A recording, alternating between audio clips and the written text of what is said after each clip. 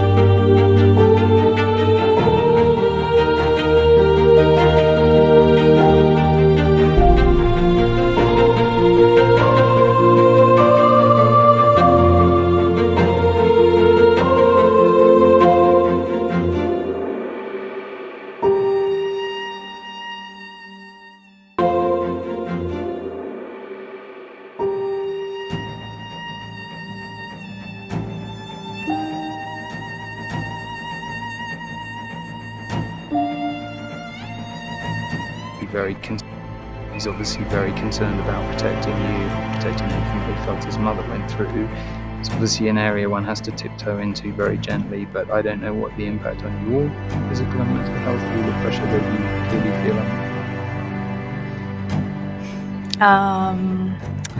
I would say, look, any woman especially when they're pregnant, they're really vulnerable, and so that was made really challenging. And then when you have a newborn, it's a long time ago, but I remember, yeah. And especially as a woman, it's a lot. So you add this on top of just trying to be a new mom or trying to be a newlywed. It's I guess, and also thank you for asking, because not many people have asked if I'm okay, but it's a very real thing to be going through behind the scenes. And the answer is, would it be fair to say not really okay? It's really been a struggle. Yes.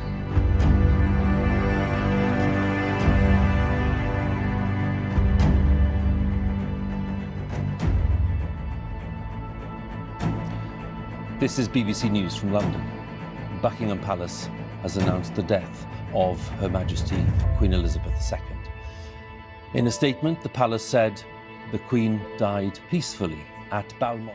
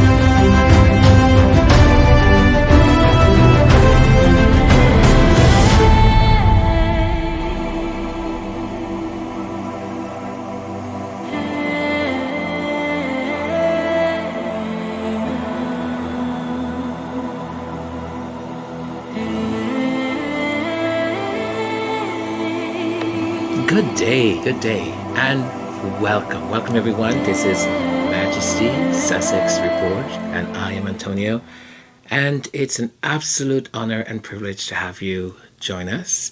Thank you for your time and spending your time here with us. I have a couple of things to actually tell you folks about. I did upload the detailed podcast of the of chapter 7 of Omid's book Endgame last night, but let me preface stuff with the if in the executive brief or the executive summary you heard me sort of panting a little bit, I was actually heading into the office as I was recording. So I was underground. It's starting to get cold here in the city. And we have a whole underground system in Toronto. And, you know, if you live not too far away, you can actually connect into the underground system and go from where you live all the way to your office or your office building. It's quite an interesting path, but at the same time, it's very easy to get lost also because it could be kind of complicated. But since I was on the ground and there's a lot of noise and so on, I thought, oh, I'll just put my mic on and walk and talk at the same time because, hey, I can do two things at the same time. And but I try to also walk very, take like a brisk kind of walk. So I am doing a little bit of exercise at the same time as I head into the office. So if you caught on a little bit to my trying to sometimes gasp for air, that is the reason why. So thank you so much for that message, or that email rather, on am I okay? Yes, I am okay. And that was the reason why. So after, and I said, within the hour, I will upload the longer version. So I had half of that other version already ready to go. And when I got into the office, I thought, okay, well, I'll have some time because I knew what my day was going to look like. I got into the office, I sat down, and I opened my laptop, looked at my calendar, and all of a sudden, I went from having like 3 meetings to my entire calendar was full. And I just thought, oh, baby Jesus, this is, oh, yeah. So I was just going from one meeting to another. And the things with when you have a lot of meetings is that you're not getting work done, right? And that sort of, when the meetings were over, and now my quote unquote work day is over, but it's not, I started to then do the work. And so it took me sort of late into the night. So I did the rest of the recording at around 11 p.m. and posted it up. And silly me, I thought I saw something on YouTube. It's a show here in Canada, and it's called The Social. And The Social is similar to The View, The Talk, Loose Women, that same genre. And they were talking about Endgame, and I thought, oh, well, this is great. I will add this little segment because, and also the theme was all about, the revelation of the people who, allegedly asked a question about Archie's skin color, or concern about Archie's skin color. Now, I just did it as an add-on, and so I was uploading the entire thing. And in that podcast also, I sort of apologized at the end of it because I was so tired, folks, so tired. And I was gasping sort of to find the correct words to use. I was struggling, trying to put the story right together in my head. And it was just a little bit of a disaster. I don't want to say it was completely a disaster, but a little bit of a disaster. So I apologized at the end, and I explained why. I was sort of these extra long pauses, and me having quite the difficulty finding words to kind of convey the story. And I said, I promise that in the next one, I will be much, much, much better. I will get some rest and I will, do a much better podcast. So I'm uploading it. I saw that Baron was on because he's on now quite late. And I thought, okay, while that is getting uploaded, I will go and listen, because I've been listening to him. I don't comment or anything. I just kind of listen, or I listen on replay. Because sometimes I only have about 45 minutes, so I'll listen live and then I'll go do other things I need to get done, and then listen to the replay after. By the way, Baron is the host extraordinaire of Royal Sussex, and also an unofficial mentor, because I do listen, and big fan of his. And I think one of the people that through his podcast I've gotten quite a bit of lessons learned, not only with his wisdom, but the way he conducts his podcast also. And also from all the other sort of people in this space. So thank you, Baron, once again. So I was listening, that is what I usually do. So this is what happened. So I was sort of looking at watching, and why is this taking so long to upload? And 10 minutes had passed, 15 minutes had passed, almost 20 minutes had passed. And in my head, I kept going, okay, something is wrong, and I don't want to sort of stop the process, because what if it's in the middle of doing whatever it needs to get done? So then I saw that it said partial upload or something like that. So there was an issue with the podcast itself, and I've never had any issues, copyrights or anything like that thus far, knock on wood. So I clicked on the message, and it said, issue with your podcast. It will not be shown in several countries due to copyrights and so on. So I thought, is it the music I'm using? I'm like, all my music is okay. It's copyright. I've paid for all of this.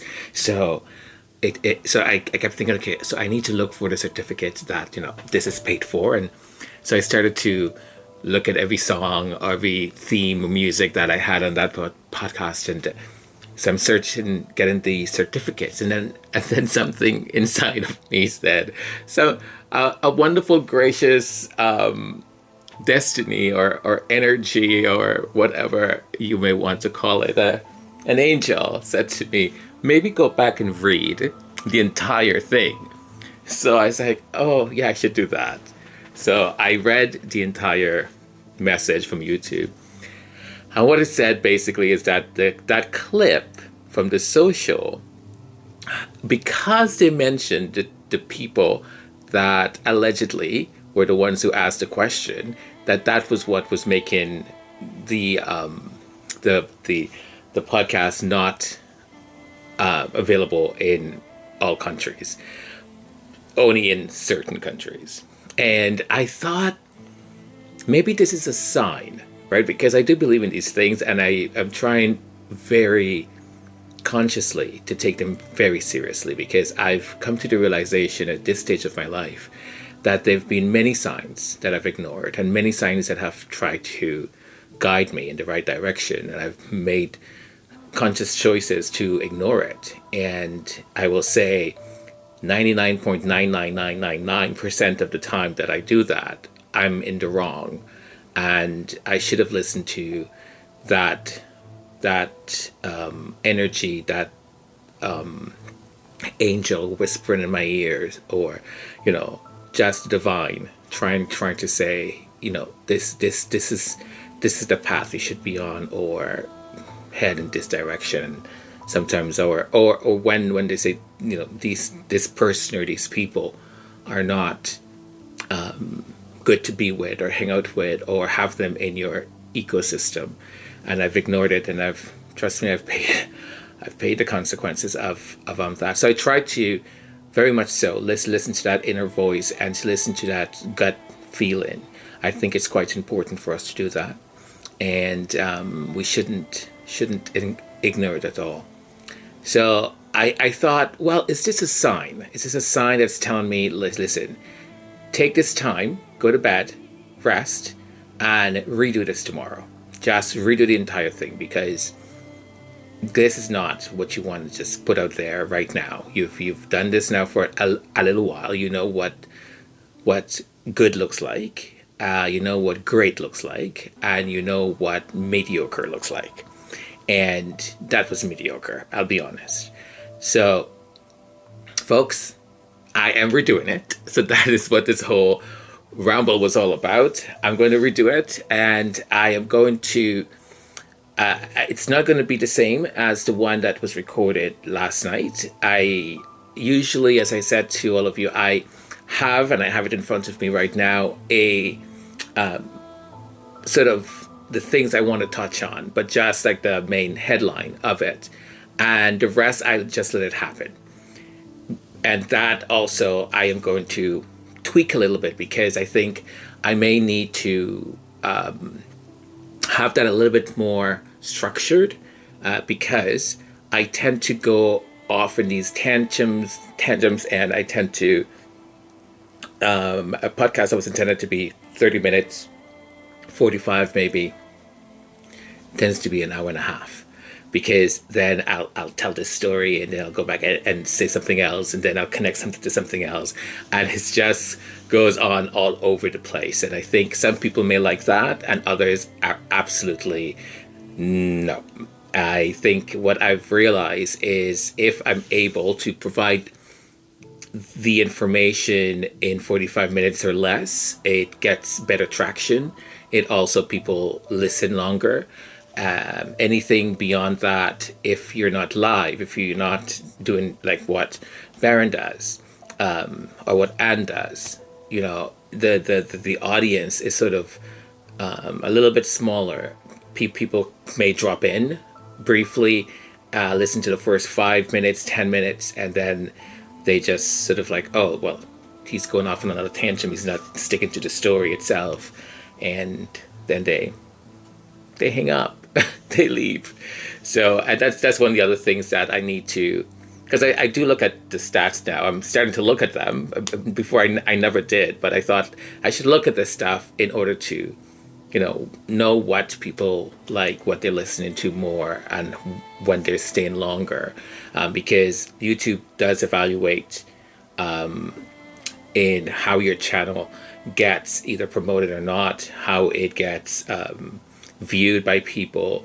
They look at all those stats, and one of the stats is how long people are staying, listening to what you have to say, or watching your channel. And that's also how I evaluate many times, but whether or not the way I approach the topic, or the format I used, whether you folks liked it or not. Because if it's something experimental that I'm trying, and I see people stayed on for like 4 minutes, yes, 4 minutes, I'm like, oh, that's just my intro. My intro is 4 minutes. You didn't like anything else. So, but once again, as I've said many a times, and thank you so much for the comments too, I am never, ever going to not be myself. I am as authentic as I can be, the person you're hearing right now. And, the image of me on the screen, it is authentically me.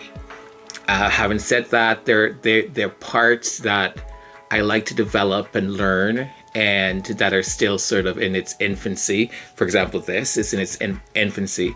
So the more I learn, the more sort of advice I get. I can look at that advice and think whether or not it's something that I want to embrace, or just to say thank you for that advice. Because there's certain things some people may want you to do, and you're like, yeah, that's not me, right? I know what is me and what isn't, and I'm not afraid to sort of at all make that call. So thank you. And so that is sort of the backstory of all of that. Please stick around, please stay, because I have more backstory, not my back, but my backstory, because and this I mentioned in the podcast you will not hear, I am fascinated a little bit with how the leak or the naming of this quote unquote people who asked the question about Archie's skin color. I said this in the podcast you will not hear. I didn't lose an hour of sleep. I did not lose a minute, a second, a millisecond, a milli of the millennium seconds of sleep over any of that. And I'll tell you why. I am, and you folks know, I am of a very mixed heritage. And I started using the word heritage or cultures because the word of race is so loaded. And I don't care, I can say mixed race. Like that is quite okay. But I kind of like the sound of heritage, because it is my heritage. I have a rich Black heritage, a rich Chinese heritage, a rich Portuguese heritage, a rich Indian heritage, and on top of all of that, mixed with Caribbean and mixed with Latin American, and it's all just one big beautiful explosion of everything, because it's fascinating also to me to look at my siblings and how different we are, and how one way or another we've embraced different sides of, embraced more certain parts of our heritage. And it's just quite incredible also how different our personalities are, right? And I'm not going to tell you which one I am. I'm here. You can guess. Okay. So that sort of thing within our families, because, we are a very, very multicultural family. And we, in the summers, whoever lives sort of in, I have family who that are in Washington, D.C. I have family in New York. I've got family here in Toronto. And I have family in the UK. So there is any opportunities where we are able to get together. It is just a rainbow of cultures that come together. And sometimes I'm even surprised when, new family members are discovered, or my parents may say, oh, that's your uncle so-and-so's daughter's son that married this person. And I don't know how they keep all of this together. I really don't. I don't know. And I guess maybe as I get older, maybe I will pay more attention. But I guess I'm just like, put it in the computer. Just have it in the family tree, so I can just go down the family tree and know who is this person. But it sort of amazes me all the time. Like my brother went back to Venezuela a few years ago, and my mom was saying to him, "Oh, make sure you call this person who lives in this area now, and they will hook you up with so-and-so, so you will be secure, or you'll be safe, or whatever." And I was like, who's that? And like, she starts to explain this to me, and I was like, they're a family? And she's like, yes. And I was like, oh, why didn't you tell me this before? But it's very, very, very interesting. I think I really want to try to preserve that sort of thing, because I find parents and grandparents, they have this encyclopedia of knowledge of our families, and it's fascinating to me. So I didn't lose a second of sleep, right, over this. And because listen, when we realized the way the first Black biracial woman, right, that officially entered into that family, and I will say as an equal, right? We knew when we found out the way she was being treated, when we found out, especially in that interview that they did in South Africa, when, you know, when Megan said, "Thank you for asking, because no one has asked me."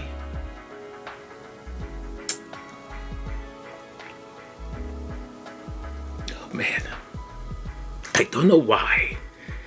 And something happens to me when, especially women, are mistreated. It gets me, and it makes me emotional, and it makes me so angry, because they should be the most protected in our society. I was raised by a very, very strong woman, and I love her to bits. Love her to bits. And sometimes when my mom is willing and tells stories of her childhood and things and difficulties and struggles and the way she was treated and all of that, it just makes me look at her in such admiration, because my mom is a heck of a woman. A heck of a woman. And at the same time, I wish she didn't have to go through the things that she did. I wish, you know? And I'm not saying men don't deserve to be protected too. Look, we all should be protected, and we all should not have to deal with the things that we have to deal with in our days. But so is society.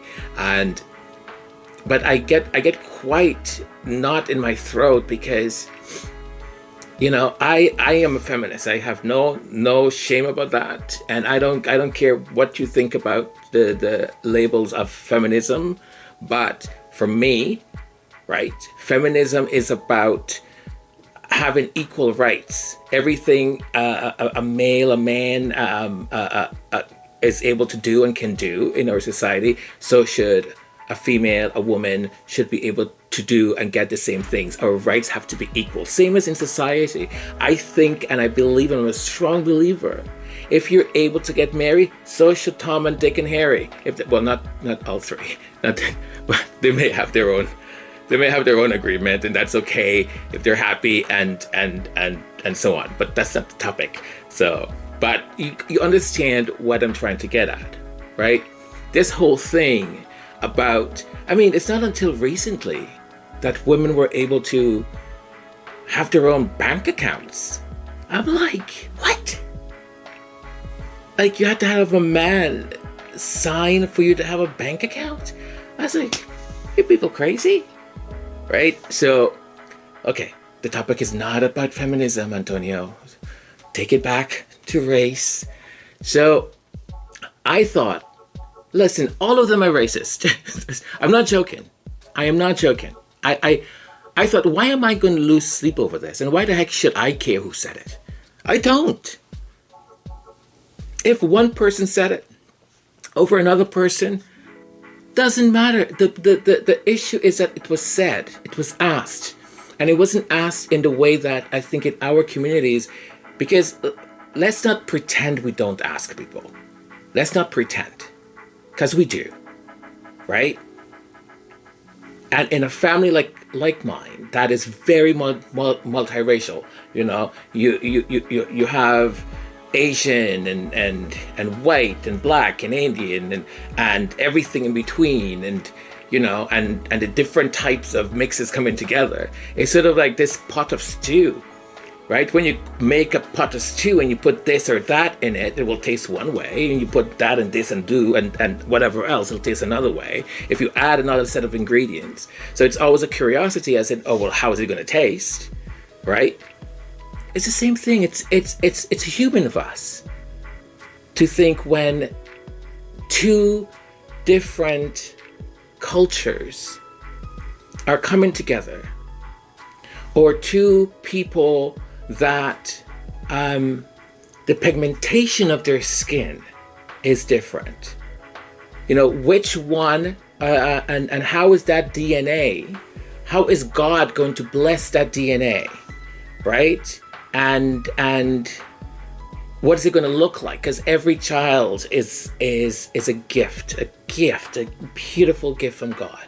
So for me, and by the way, some of you may not like this, but I'm going to say it. I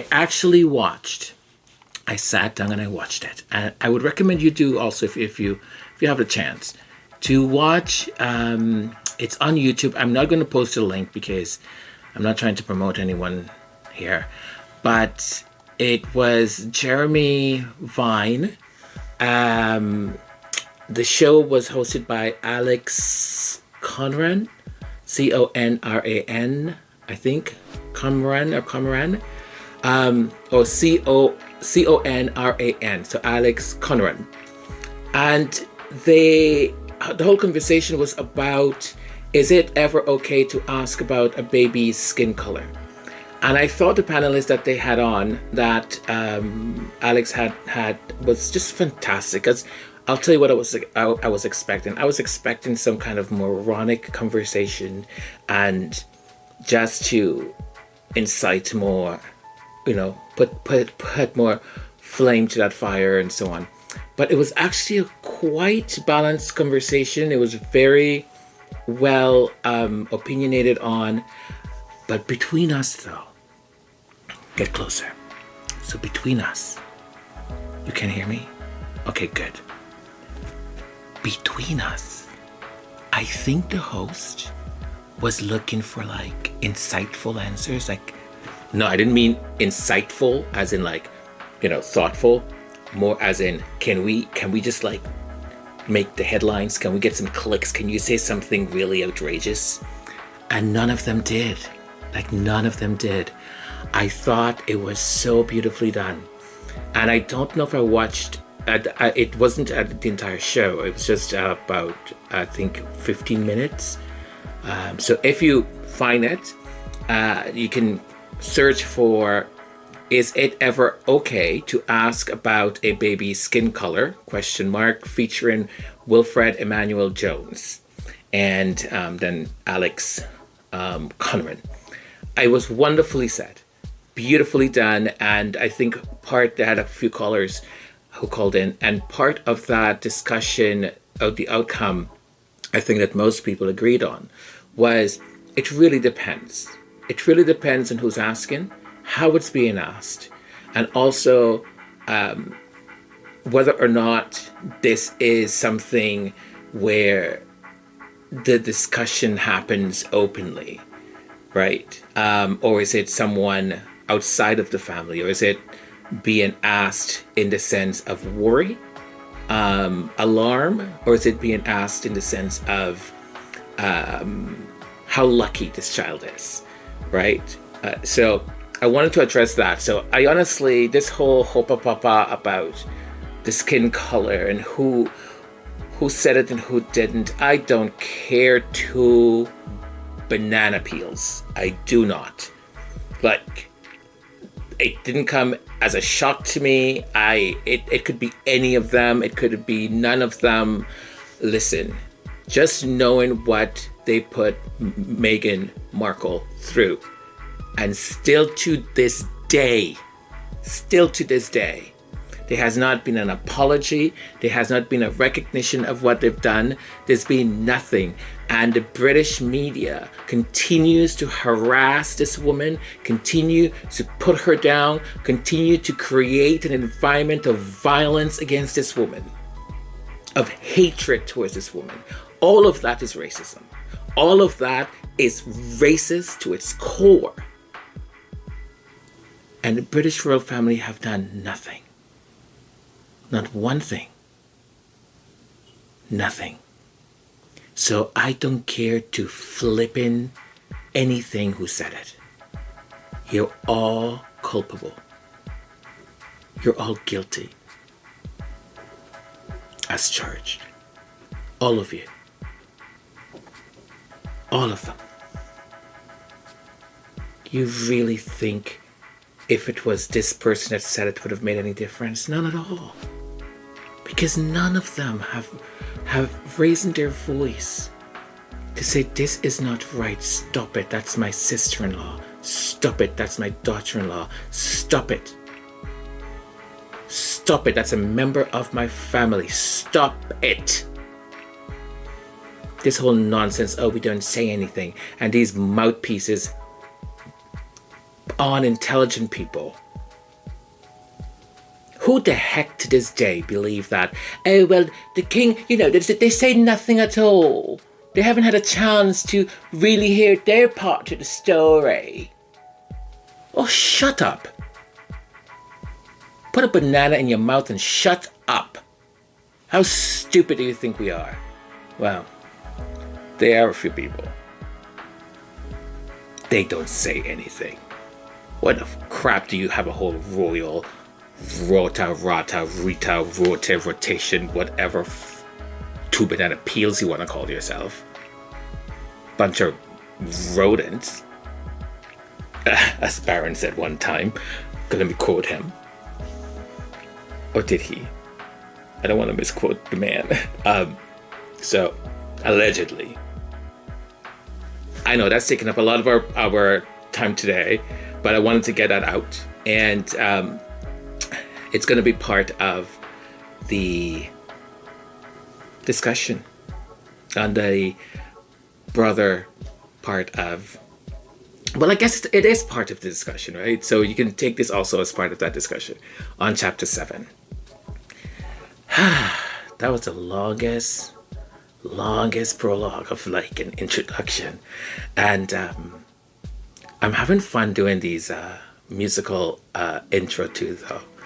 They take a long time, though, because finding images and cropping them a certain way, and I get very obsessive about how the music matches. So I'm happy you folks are enjoying it. So let's get down with the article and the chapter.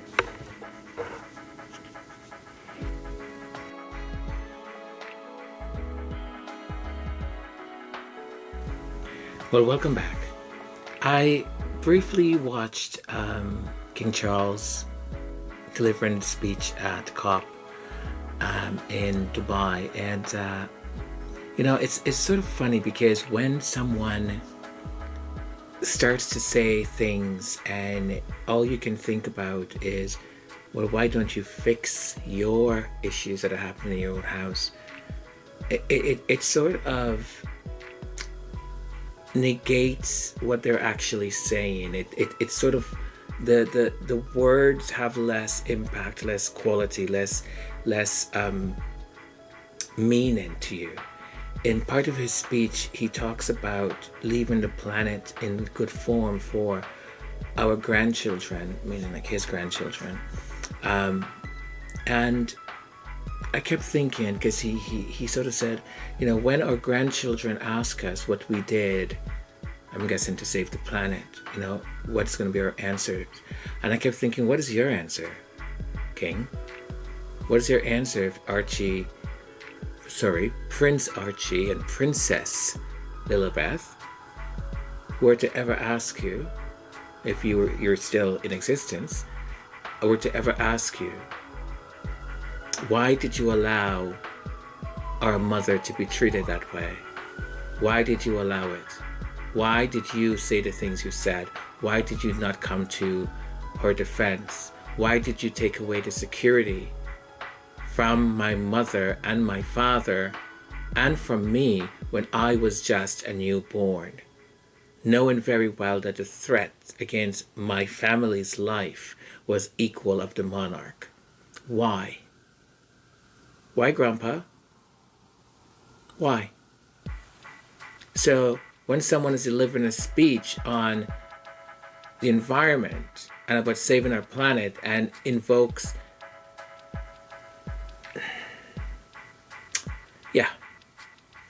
all right, let's stick to the topic, but I just wanted to say that. So we are going to do a little bit of a deeper dive, not profoundly, but a deeper dive on chapter 7 of Omid Scobie's book Endgame. And this chapter is titled Race and Royals, Institutional Bigotry and Denial. Continue. I love that, eh? I said, okay, respect the punctuation. So, race and the royals, institutional bigotry and denial. Continue. Masterfully delivered. I know, what is wrong with me today? This means I'm well rested, folks.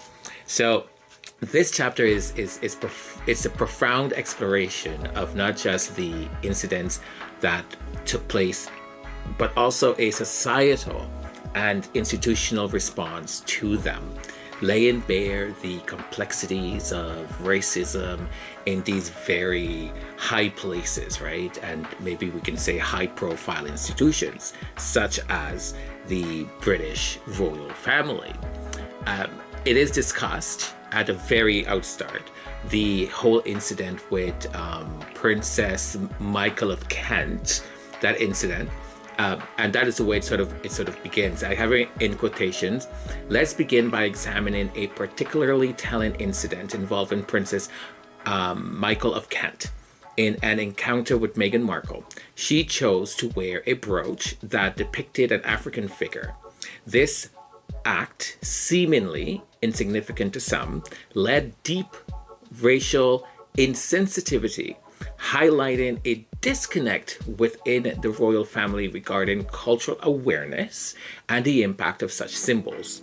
So we all know about the blackamoor brooch that she wore and what that art symbolizes. In here, I'll have some pictures also of those brooches and some of the art. Now, I can completely understand, right? If someone is not aware, and once they're made aware of it, you correct it. Because I'm of the mentality, look, we don't need to burn everyone at the stake. We don't need to just cut everyone off because they said something that was inappropriate or something like that. Everyone should be given a second chance, right? And especially if the person or persons will say, oh, I didn't know that. Thank you for educating me on that, or thank you for bringing that up, and I will do better now. Because now I know. As Maya Angelou said, or is it Oprah? I'm not sure which one said it. When you know better, you should be doing better. Now that you know, right? You can't play that whole game. Well, I didn't know anymore because we've told you. So that incident, and for me, it was purposefully done, because no one can tell me a woman of her level and being in that family and in society and understanding where those art pieces and structure sculptures come from and what they depict, right? Now, I would be lying to you if I would say I've looked at some of that stuff and I've gone, oh, this is so pretty, right? But when you know what it represents, it takes away the beauty of it. Because some of them have these diamonds and sapphire and emeralds on them, and I was like, wow, that must be so expensive. But when we think about what it means, that is where the power lies, right? And that is where the problem is. The significance of it, the symbolism of it. Right? This wasn't just about a piece of jewelry. It was a mirror to the often unconscious yet deeply ingrained racial bias that exists within the higher echelons of society. It raises questions about the historical context of which imagery and its hurtful connotations mean, and people who choose to ignore it. Princess Michael wasn't alone in nonchalantly deciding the resulting outcry over her brooch.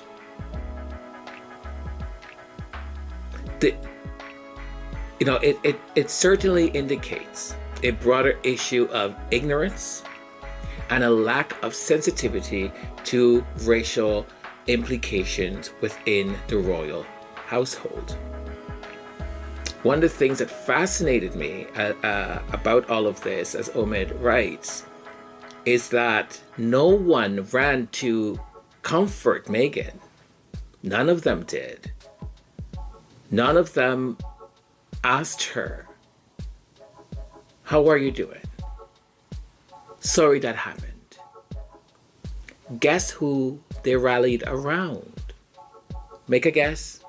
Yeah. I think someone's got it. Someone's got it. Yes, correct. Bingo. They rallied around Princess Michael of Kent. They rallied around her. And they were in support of her. "Oh, we're so sorry that's happened to you. Oh, you must be so distressed. Oh, these people that just don't understand. I knew she was going to be a problem. I knew it.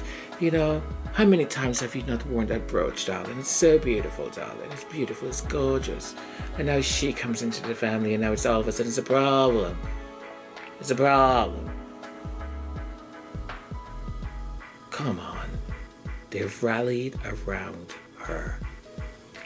And I'm not saying by any means one can do two things at the same time. You could go and comfort Meghan and say, "Listen, so sorry that happened. She didn't know. Or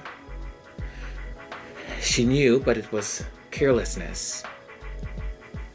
She just thought it went well with her outfit." Or whatever you want to say. And at the same time, you can go to Princess Michael of Kent and say, "I know you have probably worn this before and it wasn't a big deal, but, sorry that this happened. But moving forward, we need to be more conscious about the things that we wear. We have a person of mixed race now in our family, of Black heritage, and that stuff will not, that's not right, okay? But I'm sorry that, it's now out there and, And she did apologize, Princess Michael of Kent. She did. Should we all stand up and applaud her? No. Sit down. She apologized to General. She did not, however, apologize to Meghan. You would think, get closer. You would think that the first person she would call and say, "Hey, I'm so sorry. It's just that I love this brooch so much. My great-grandmother, who was a racist," okay, she's not going to say that, but who was a racist. Again, she's not going to say that. Okay, my great-great-great-grandmother or my husband or someone bought me this brooch and I love it so much. And I just, was such carelessness of me. I'm so sorry. It will never happen again. By the way, you're so beautiful, girl. No. That did not happen. That is us daydreaming. Wake up. Right? Didn't happen. So, Omid goes on to sort of illustrate and he talks about, that incident as sort of the beginning of that catalyst of the realization of how the British royal family may actually tackle this. And in fact, not tackle it at all. He also talks about the role of the media, right, and its influence on the broader society and how they're able to condition, in many ways, the British public to think certain ways of race and racism. He writes in distinct quotations, the British press played a crucial role in shaping Meghan's public perception. The chapter highlights how the media often use racially charged language and narratives, contributing to an environment that was hostile and unwelcoming. Now, when we compare with racism, let's say in the United States, even here in Canada, while in the UK, racism tends to be covert and embedded in societal structures, in the US, it has more of a overt form of racism. You know, it's more out there. You're able to see it. It's not implied. It's there. Such as the police brutality and political rhetoric that happens all the time in the United States. In Canada, I would say it's a little bit more systematic. It's very similar to the British, right? And I was having this conversation a while ago. I don't want to say a while ago. This was in high school. I was having this conversation, and we were talking about which one might be better. Can you just imagine that? Two people of color sitting down thinking, which type of racism do we prefer? The overt or the covert? Which one would we like? Oh, the insanity of it all. But we were saying at one point, we said, it's better to know what you're dealing with. I've been to the US many times, and I love it there. Also because the minute I land, I hear Spanish all over the place. So it allows me also to speak Spanish, because here in Canada, I don't get chances to speak it a lot. So, except for at home once in a while when my parents feel like it. So because sometimes they just don't. I don't know. We're what's the word that they use? Span English. So you mix the two languages together as you speak. So knowing what you're dealing with, then you might know how to handle it. You might know how to take precautions, because you know what you are dealing with, right? When it's covert, when it's sort of this hidden, shadowy thing, it's harder to identify. Not only harder to identify, it's harder to point the finger and say, that was racist. Right? And especially here in Canada, because we sort of we sort of take this cape, right, of multiculturalism that we're very famous for, and cover anything sort of racist or anything sort of that may seem racist. Oh no, I'm not racist. We are a multicultural country. We are a country that celebrates and tells you to not give up your culture and your heritage. We're not that like the US. We're not a melting pot. We encourage your individualness and your celebration of where you're from. Just don't come into our neighborhood.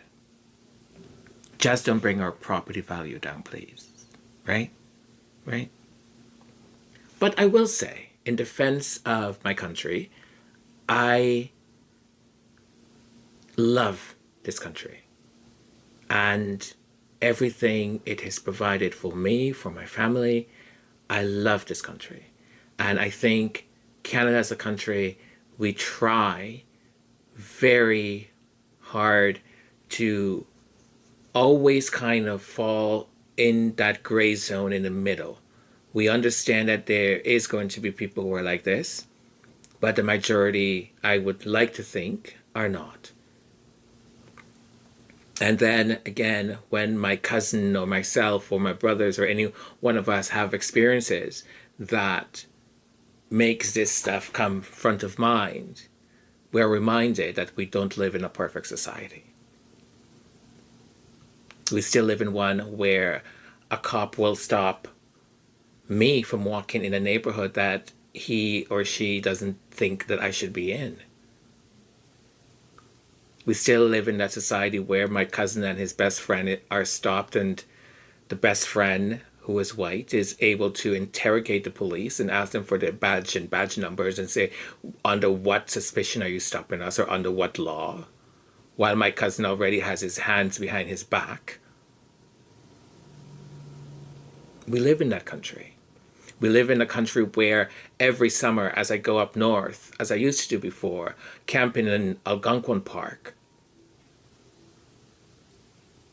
every store I went in, 3 hours or 4 hours out of the city, you go into a store and you're followed countless times. And I love this line. I usually say, "Are you following me to help me? Because I need no help right now. I am quite capable. And by the way, if you are following me because you think I'm going to steal something, among my friends, I'm the one that has the most money.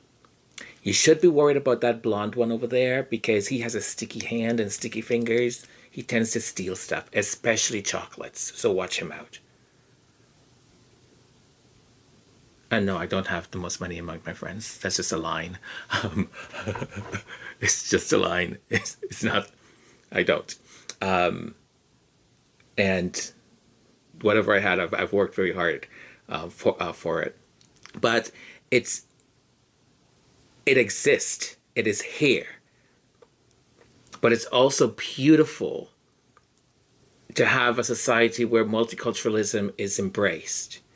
And we want to learn, and I find there is a sort of willingness to understand that which you don't, and to learn about other people's cultures. And I think that has made Canada more open, because if you live, especially in any of the major cities in the country, and especially Toronto, you will find that you cannot walk two blocks and not hear at least 10 different languages being spoken.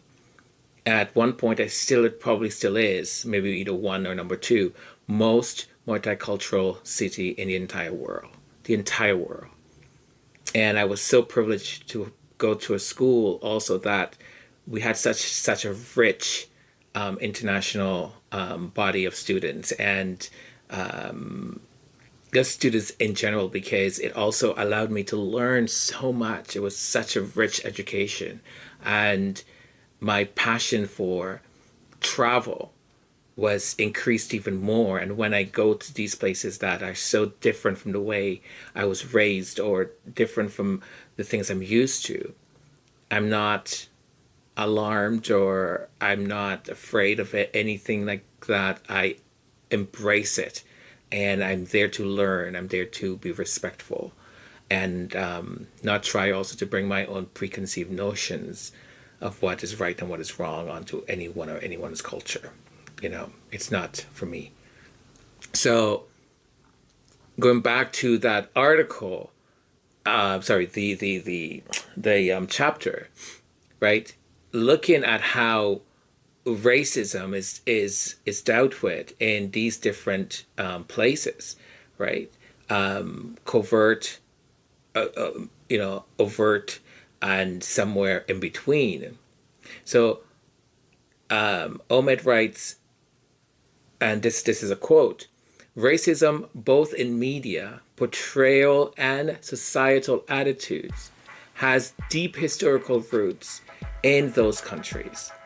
The media has often been a tool for perpetuating racial stereotypes and biases,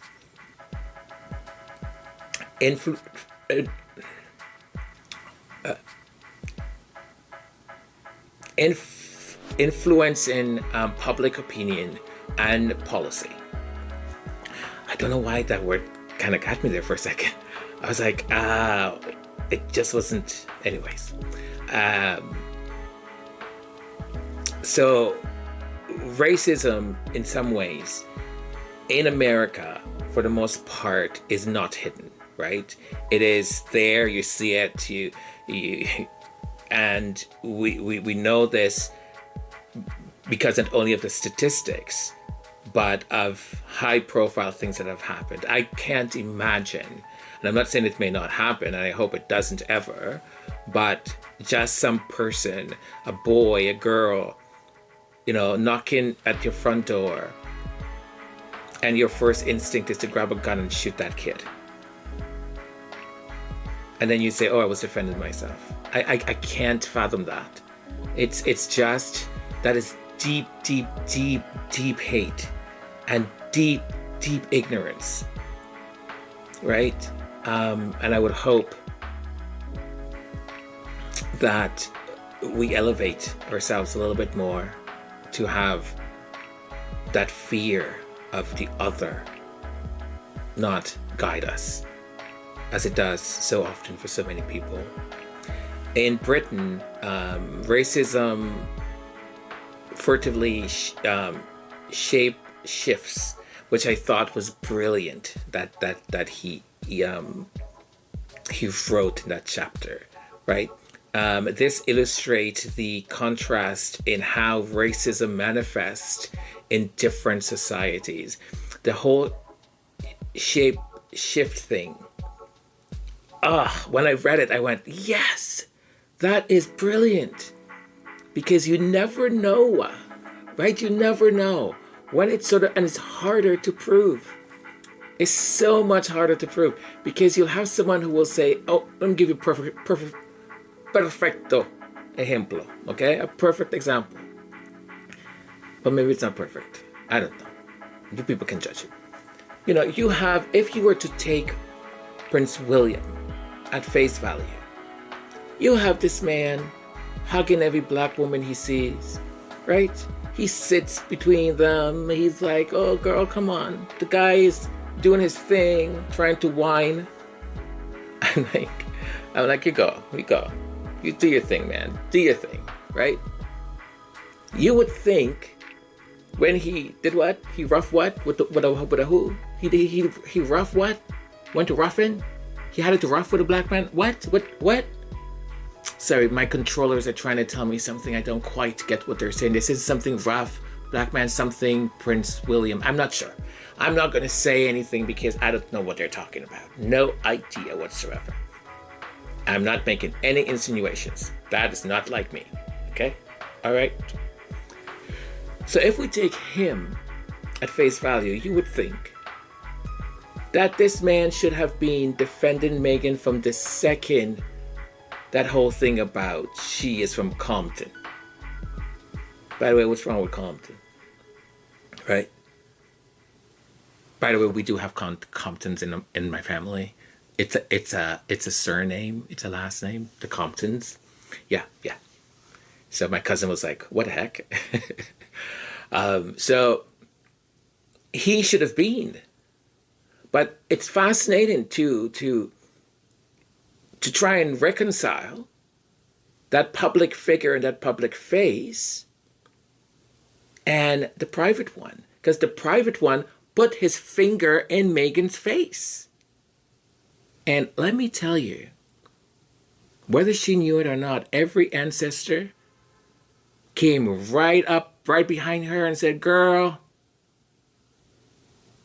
And she said, take your hand out of my face. She didn't say it like that. That is just my interpretation of it. It's a dramatic interpretation. So I am... How do you reconcile that?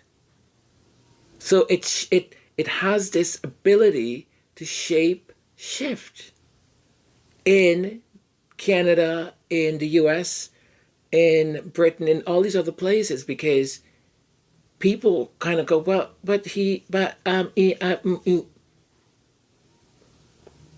someone said to me once, so my boyfriend said this to me. I mean, he's dating me. He's not a racist. He's dating me. But that sounded a little bit racist, don't you think? And I'm like, girl, are you kidding me right now? I'm like, he said what? I'm like, you better either dump that boy or just sit him down, give him a lesson.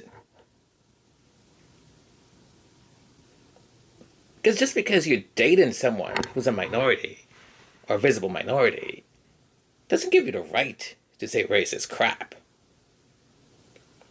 I was going to say something with my dad, but I'm not going to because he will kill me if I ever were to say this out public, but he will kill me, right? Because my dad used to get two words confused. Okay, I'm going to leave it there. I'm going to leave it there. But he's been educated since. Because he just did not understand. And he's like, why do they say that? Because it's wrong. And okay, I'm not going to get into it. But it does exist, right? And it shifts. So we have to be more aware. And many times it kind of sets us back because we might go, hang on a second, was that? I'm not, hold on. You know, I used to work part-time in this store, and I thought the owner, I was like, I don't know, I don't think this man likes me very much. And I don't need to be liked by everyone. But I did well, I sold well, I made the store lots of money, and I wasn't able to put my finger on what was happening, right? And when it came around, it was Christmas time, and he had given us a bonus. The store had done so well. And I was happy with my $200 bonus. And my friend that also worked at the store. So all of our bonuses were, you know, there were an envelope, and I assume maybe, you know, there wasn't going to be any discussion. Anyone wasn't going to talk about what they made or how much they got, because he had made it very clear. He had said, you know, not all of you got the same amount. Your bonus is based on sales and the type of sales that you brought in and so on. So, you know, it was expected that some people would get more than others. And I don't get very involved in people's money. I don't ask questions about money. I it's none of my business, so I don't. So a few days later, my friend who worked at the store also, let's call him Mark, just for the heck of it. Let's call him Mark. So Mark asked me and said, so how much did you get? And I said, Mark, I thought we weren't supposed to discuss this sort of thing. And he's like, what the heck? Like, just tell me how much, I'll tell you how much I got. And I said, I got $200. And when I said that, his face went red, purple, pink, green. It didn't go black, but the other colors, yeah, I did. You know, and I thought, I'm thinking, did he get less? Because I never thought he got more, right? So it's like, did he get less? Like, what's going on? And he looked at me and he said, I got $1,500. Now, guess who went white, purple, red, orange? Me. Yeah, me. I said, you got what? He goes, I got $1,500. So that's $1,500. I said, how the heck, Mark, could you have gotten $1,500? I said, I sell more than you. He's like, yeah, I know that. And let me be frank here again. Racism did not even touch my thinking at the time. Didn't even touch my thinking. I thought he's got the books wrong, or he didn't look at the sales attached to me. The other thing I thought was that perhaps, because I'm not an aggressive salesperson, right? I've never been and never will. I don't enjoy, I'm not in sales. My approach has always been the way I want to be treated, right? I want to enter to a store. I want to look at things, and I want to know, though, that you're there. And if I need help, or if I've got any questions, that I can, ask for it. So many times when I go into a store and I'll see a salesperson standing close to where I'm at or something, I'll say, hello, how are you? And they say, they respond back. And, I will tell them, I'll say, I'm going to be looking at a couple of things here. And if I have any questions, if you don't mind, I'll come to you and ask you. Right? And 99% of the times, it's usually fine. And that's the way I approach sales also. When someone came into the store, I gave them a minute or two. If I wasn't with a customer or client at the time, then I would, get closer and said, if there's anything you need or any questions you have, I'm going to be right over here. Please feel free to, call me over. And I let them do their things. And almost every time when someone purchased something, they would remark to that and say, thank you for giving me the time to actually look, and you answered all of my questions. Even I would say to people, if you want, there's other stores that sell similar things that we do. Why don't you go and check those out also? And then if your heart is still calling out on this item, this one, come back. And I'll tell you, many times I would have clients come back and they'll say, the other store has it cheaper, but I'm coming back to you because you were so nice. And the other people, they have these aggressive salespeople that are just following me every second. So I knew I sold more at a higher quantity of profit. He knew I sold more. But Mark was a very aggressive salesperson. He was very sort of behind people all the time. And I know that the owner of the store, he liked that. He thought it was very, that's a sort of macho. Oh, bullshit. What is that anyways? What is that? What is that bravado? Gosh. I know how women fall for that crap. No, I'm joking. I am joking. I know how they do. I know. It's fine. But I sort of thought maybe it's that, maybe just because he identifies more with Mark than with me. I'm a more easygoing, sort of nicer approach rather than that consistent drumbeat, boom, boom, boom, buy. You want this? How about I show you this? Well, you want it now? How about I wrap it? How about I take it? And I'm not that person. I've never been, never will be. So, but I thought I should bring this up. And you cannot imagine, or maybe you can, the courage it took me to say something. Because I don't like confrontations. I don't like conflicts. I will more than often take the higher road or just avoidance. And I know that is not right. It's not good. So I've worked actively in trying to change that, right? So I was like, I need to say something. And I remember saying to, I almost said his name. Saying to Mark, I said to Mark, do you mind if I speak to the owner about this? And I can see him like going, oh, shoot, I shouldn't have. And I said, listen, you brought it up. So I need to understand why I got $200 and you got $1,500. And that's all I want. I just want to know what the matrix is by which we're being evaluated.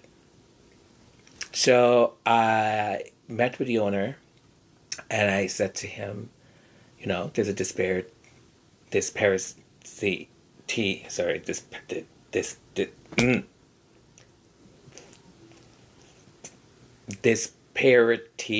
in how you have rewarded our work. At the beginning, he was like, oh, well, it's based on this. And then I said, well, have you looked at the sales I've brought in? And he said, well, of course I have. And I said, I've brought in a lot more. I said, I'm not keeping count, but I know I've brought in more. I sell more items. I sell the ones that also you have the largest profit margin on. I don't understand. And, being also a teenager and you're not quite sure yet what your rights are or the things that you can do or not do, I saw him getting frustrated because I kept sort of saying, well, that doesn't make sense. And then he said to me, out of frustration, I think, he said, I just don't like your style. And I didn't think that was going to hurt me, but it did. Because what he was masking in that word, I just don't like your style, was I don't like you. And even though you bring in larger sales from my store, I just don't like you. And I kind of said, well, okay. So you like Mark better. Mark, by the way, is from Eastern Europe. He's this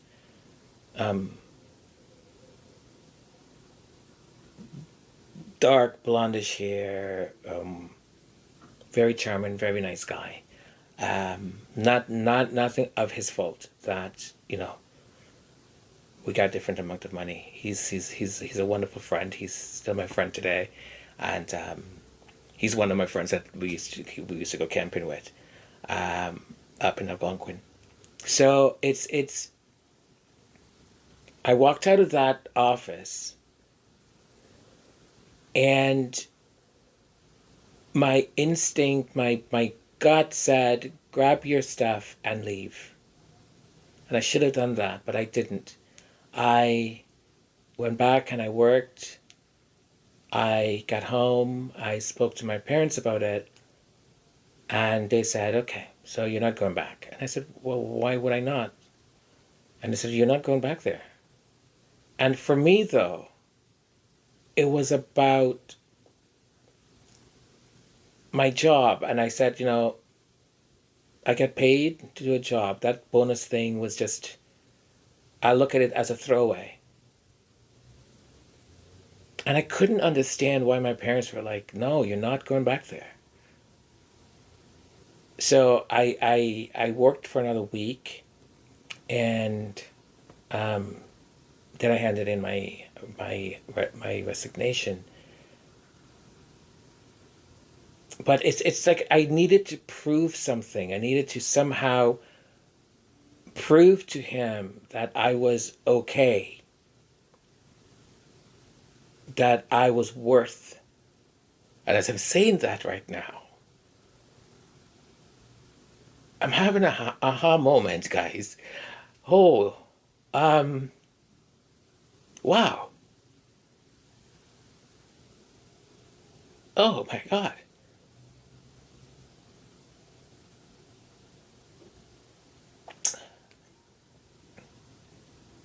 Oh, give me a moment. All right. Sorry about that. I did not realize that was going to do what it just did. I think it's quite something when you look back at certain experiences and you start to look at it now from a more, it's not just educated, but a more mature, a more lived person. And you start to realize that what certain experience, what it did to you, and realizing why you might have reacted a certain way or why you stayed or any of that stuff. I am a person in constant, I think, evolution. And I say evolution because I love to learn and I love to get knowledge that I didn't have before. And with that, I continue to grow, I continue to learn things, and it allows me also to be reflective on my own journey thus far. I've had interesting obstacles, some that, were given to me at birth, and I have never really, I never really saw them as obstacles. I think other people did. And I think it has made me into the person that I am today. I'm a very in touch person with my feelings. I'm in touch with other people's. I am respectful. I'm welcoming. I have a deep sense of understanding and of empathy. And I think I've developed that because that's what I wanted from people. And very rarely I received it. So, as an adult today, I make sure that I provide it, that I am that space, that I am that person. Because when I was younger, when I was a kid, when I was a teenager, I kept looking for those people and I never found them. Very rarely I found, people who were that outside of my family. And sometimes when I look back at certain experiences, I remember them a certain way. But when I start to either speak about them or I'm sharing them, in this case, and something just sort of hits me and I go, oh my gosh, that's what just happened, folks. And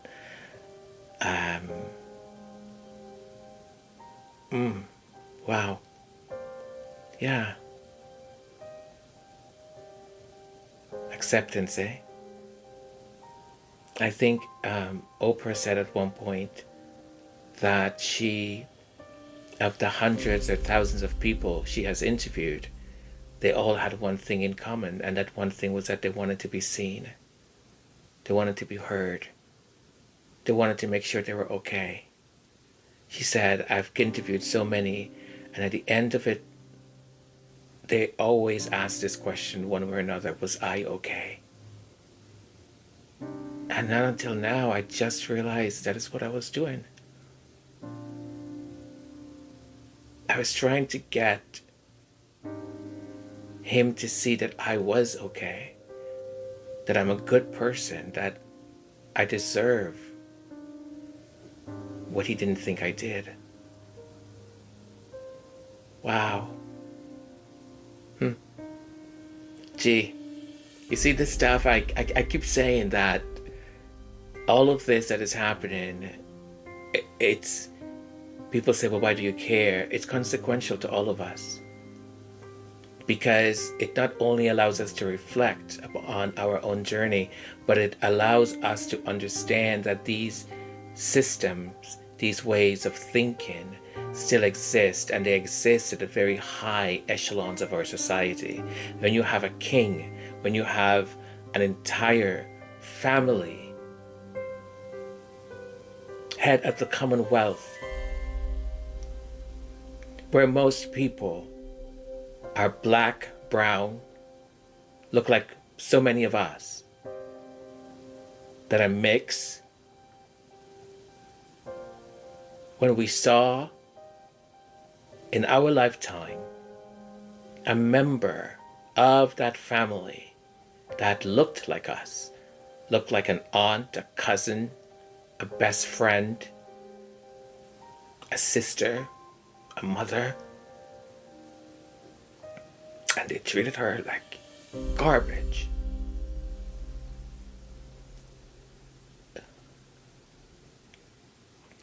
It allows us to know where we stand. It allows us to have no imagination in a fantasy that is depicted in the handshakes and the hugs and the, I will come and sit next to you. Oh, I will do my little shimmy for you. It allows us to know what is actually in your heart. I'm going to try and get myself back on track here with you folks, so thank you for your patience. And continue to review chapter 7. So, where did we leave off? I'm so sorry. I think we left off where I was talking about racism in America, where it is not hidden at all, and how it is more blatant. Where it is more covert in places like Canada or in the United Kingdom. So I think what that illustrates to us is the contrast in how racism manifests itself in different societies, right? And it has its subtle ways. Now, one of the things that this chapter is very critical of is the silence of the royal family and the inaction in the face of such blatant racism against Meghan. And Omid writes, and he says this, he says, the silence is seen and is complicit.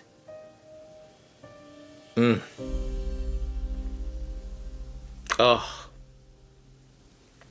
the silence is complicit. You know, this unwillingness to confront and address racial issues says so much about you and your character. It talks about your cowardness. It talks about your insensitivity. It talks about your interest in keeping things the way they are. Right? It's a surprising, it absolutely is, that Prince Harry's, Omid said that, Prince Harry's journey towards understanding his own privilege and institutional racism within the royal family is highlighted as a significant and rare acknowledgement from within the royal ranks. Let me say that again. Highlighted as a significant and rare acknowledgement from within the royal ranks. Prince Harry's racial awakening is a testament to him, and he is the first royal in history to sincerely acknowledge their white privilege. Can you imagine that? He is the first royal in history to admit his white privilege. This demonstrates Harry's unique position in acknowledging systematic issues within his own family and institution. This man is just, the love that we afford him, I think, is for a reason.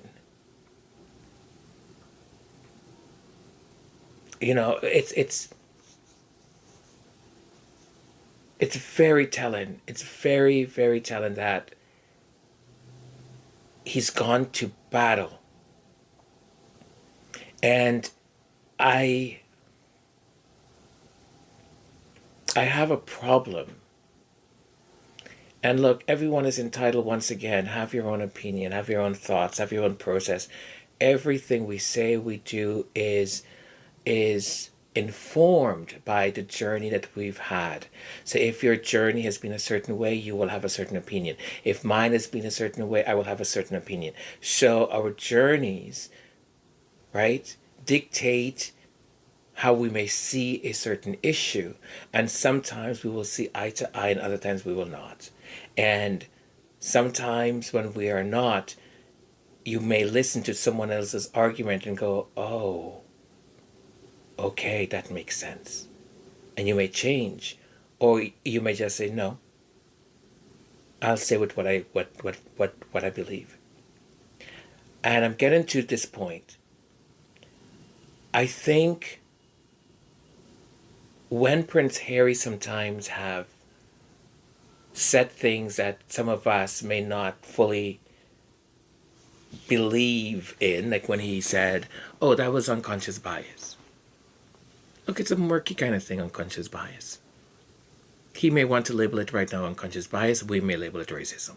And I'm not talking about this particular issue. I'm talking in general. There was some point in an interview he said, I think, this person's unconscious bias.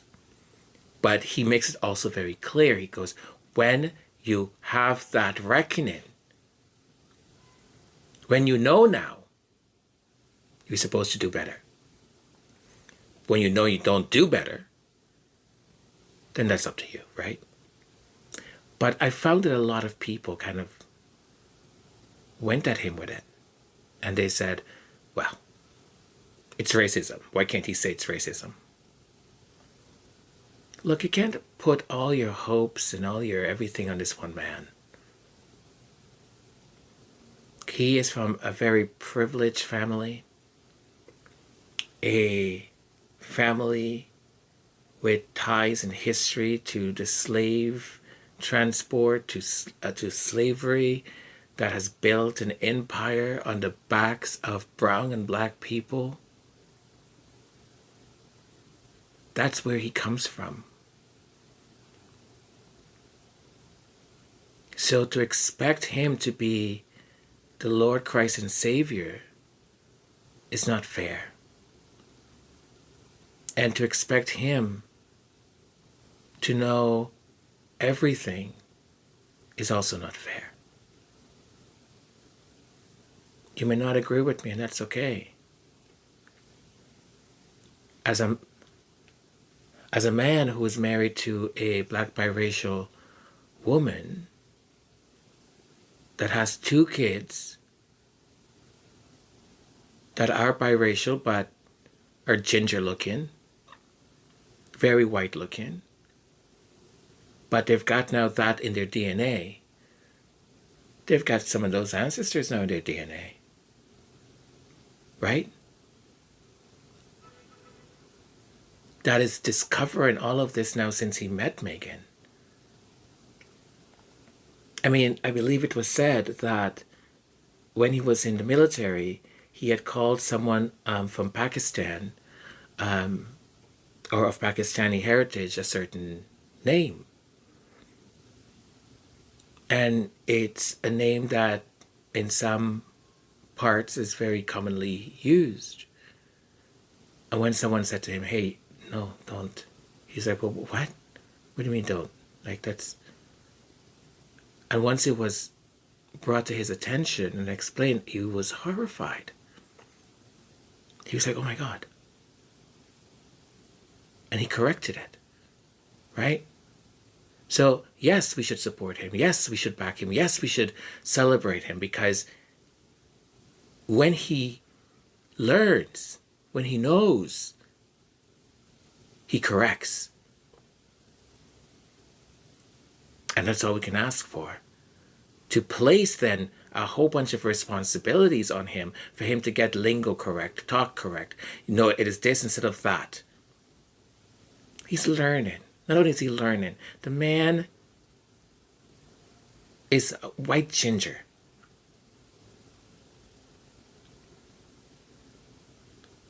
As his example gives when he said, you can walk into a doll store and all the dolls are white. And he goes, you don't think twice about it because that is your life. That is your society. That is what every single thing is built around you that serves you because you are white. Unlearning all of that is not going to be 1 year, 2, 7, 10, 15. I don't know how long it's going to be.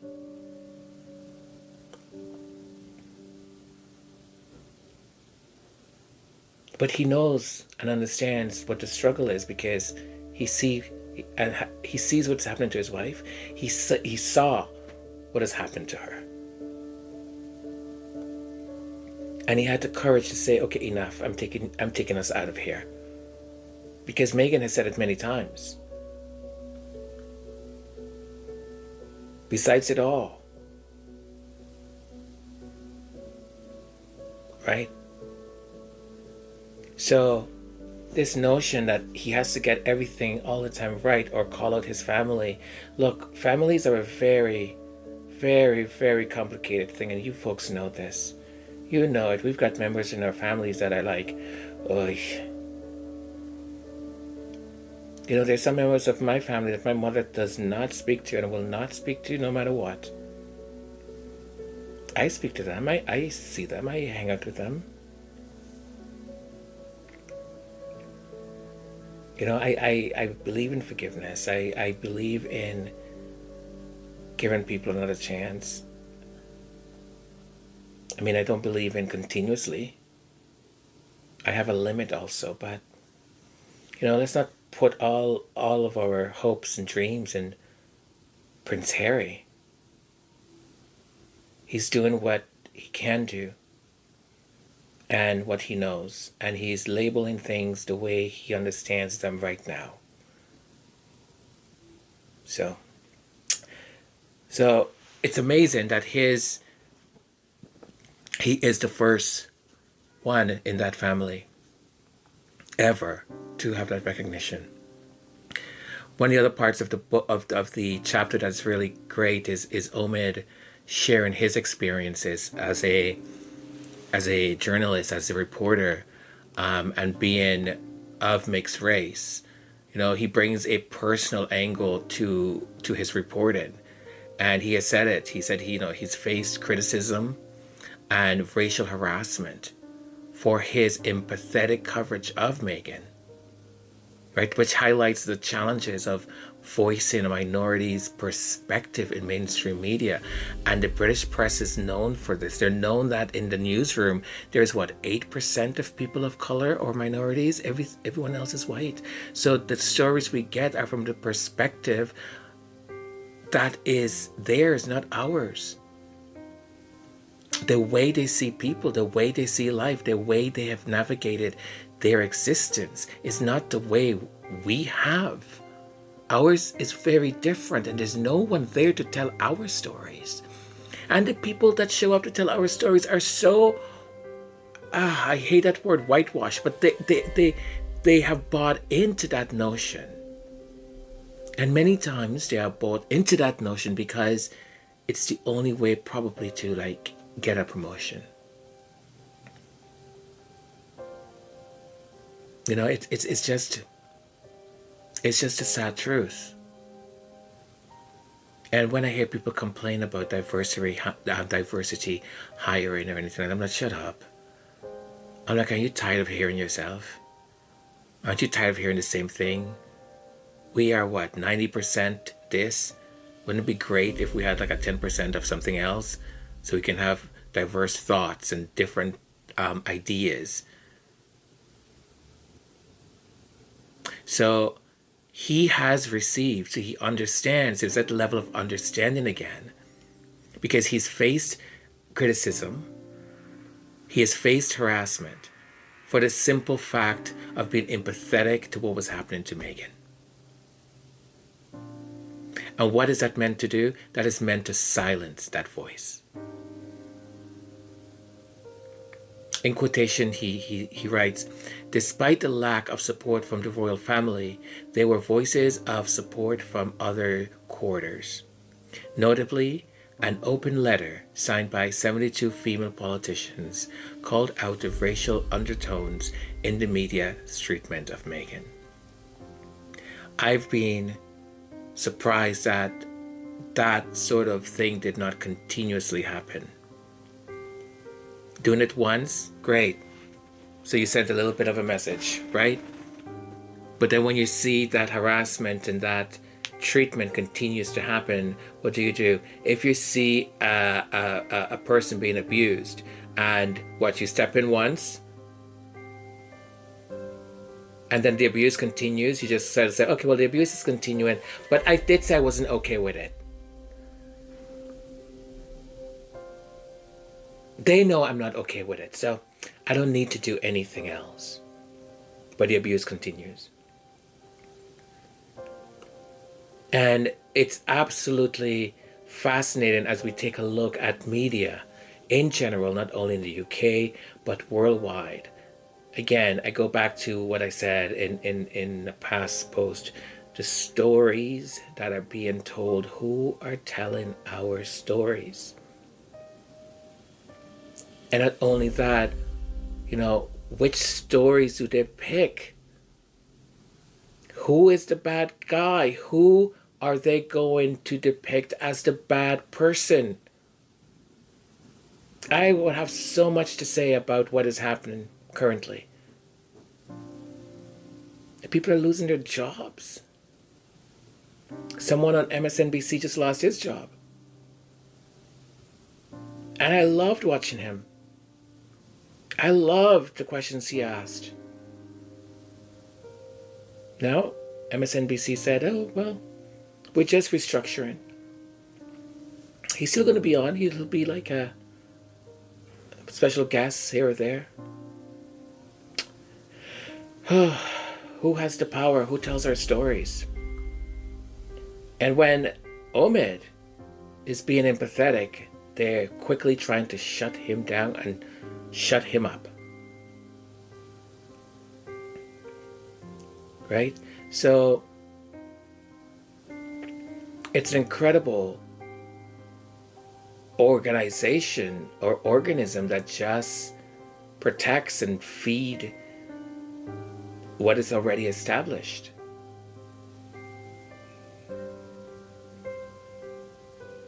So those 72 female politicians that did what they did, bravo. And then what? You get a call in from Baltimore or Murdoch or whomever, and they say, hey, that was cute, don't do it again. And that's it. Because so many of these politicians, if not all of them, depend on getting certain type of coverage in the press in order for them to get re-elected. Look, I think politics is so bloody corrupt. When you have people in the Senate who are there for 110 years, they're giving a press conference and they're literally looking, staring. This person's either about to have a stroke and they're still in Congress voting.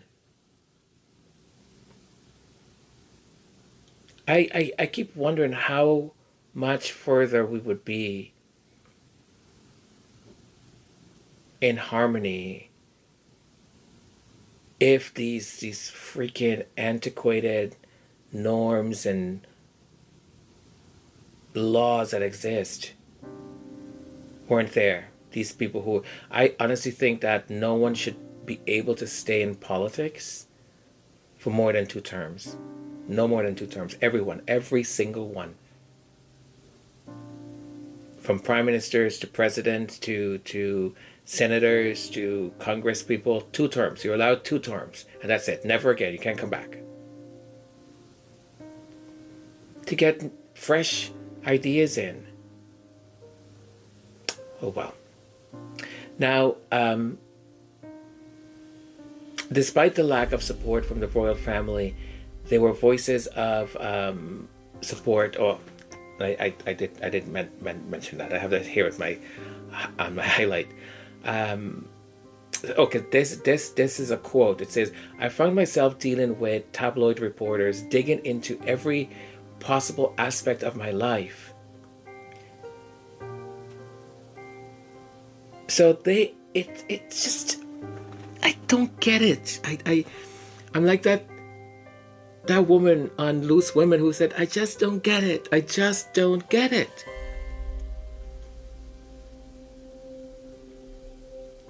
All of this exists because we the people, let me say this again, we the people, where there is no money, there's not going to be an issue. But the things we support, I mean, I'm getting off a track here, but you know why we still have these huge polluting industries, and they're actually not reducing every oil company is increasing their production by billions of dollars, because the demand for fossil fuel has not gone down, it's gone up. So we are the problem. We pretend that we're the solution, but we're not. We're the problem.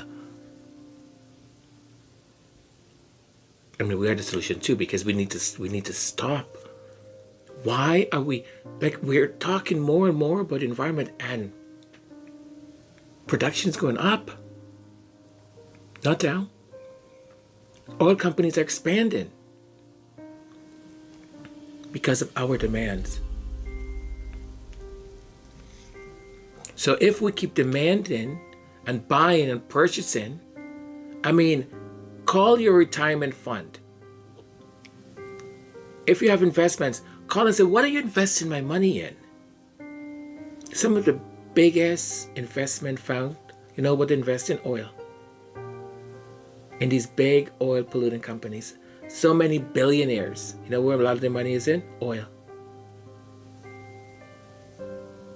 So of course nothing's going to change.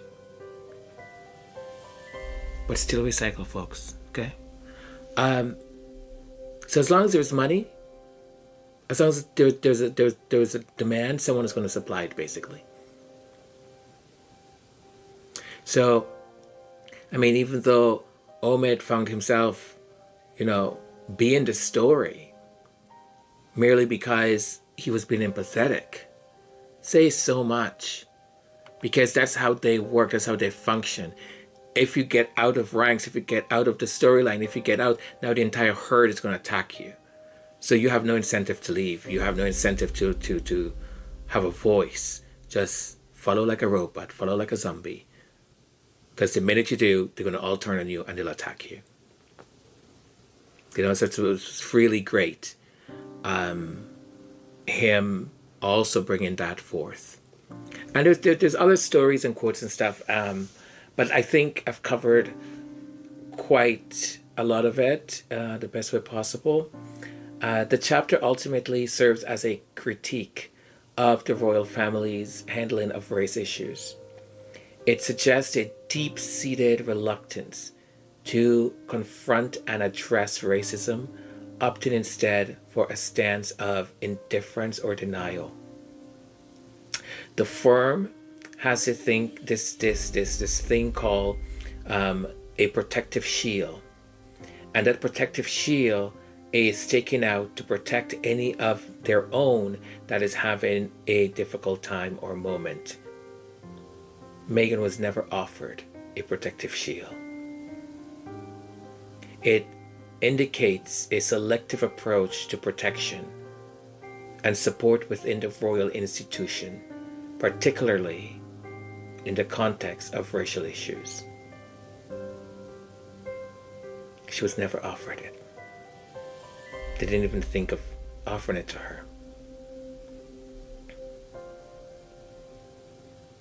So this chapter in Endgame really highlighted the racial challenges faced by Meghan within that family, and the role of the media in perpetrating racism at a broader societal context. You know, it's important for us to address these things. It's important for them to bring it forth.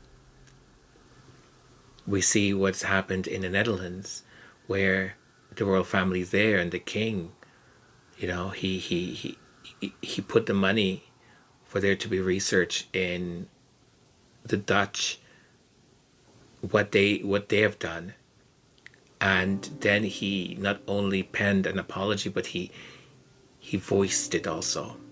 He came out and apologized, and I think there's something like over 100 million euros set aside for not retribution, but I think to bring awareness and to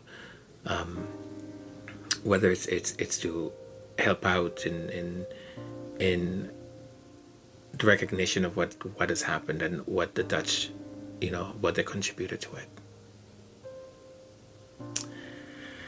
With that, we come to an end of the Dig Deeper review of Chapter 7 of Endgame. I hope you enjoyed it. I hope I did it some justice. I do think that it was much better than yesterday's. And hey, I even had an epiphany. I had an aha moment right in the middle of speaking with you folks. So I'm still thinking about it, actually. It's incredible, isn't it? Thank you.